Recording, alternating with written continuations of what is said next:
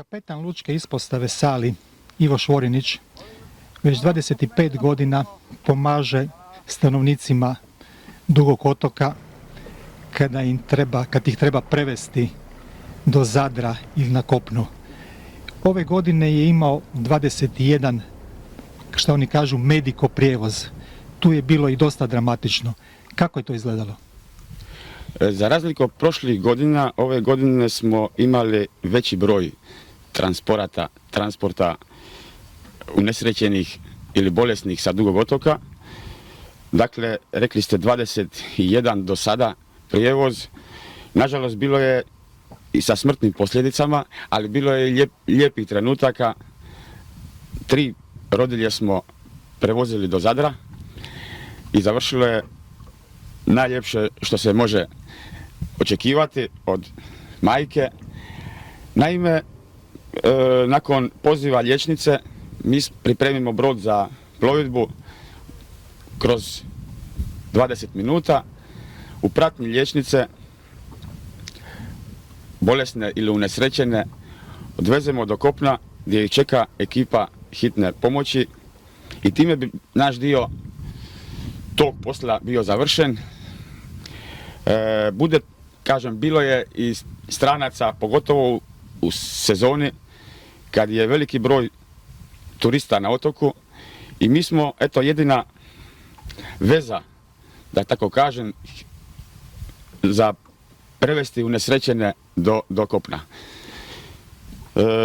Zadovoljni smo kad se okonča sretno, bez smrtnih posljedica. Kažem, bilo je prijevoza i prometnih nezgoda je bilo, dakle, unesrećenih iz prometnih nezgoda, pomorskih nezgoda, bolesnih. I tako ćemo nastaviti dalje koliko god budemo moći. Eto, sada imamo i kompletiranu posadu, već 3 mjeseca smo kompletirana posada, što su prepoznali i naši u Ministarstvu pomorstva i time je sada puno lakše isploviti sa popunjenom posadom. U ovih 25 godina koliko je se ukupno bilo intervencija spašavanja života i prijevoza do kopna? Dakle, u ovih 25 godina nakon što sam počeo obnašati službu kapetana ispostave u Salima, što je prije 40 godina uspješno radio moj pokojni otac, odmah nakon prijema u državnu službu dobio sam i brod na zaduženje i mogu kazati, evo, ovih 25 godina, koliko me sjećanje, a i po statistici gledano, je bilo negdje oko 400 do 450 hitnih transporta do kopna. Nikola, kakvi su dojmovi nakon 3 mjeseca? Pa dojmovi su dobre, zašto ne bi bili.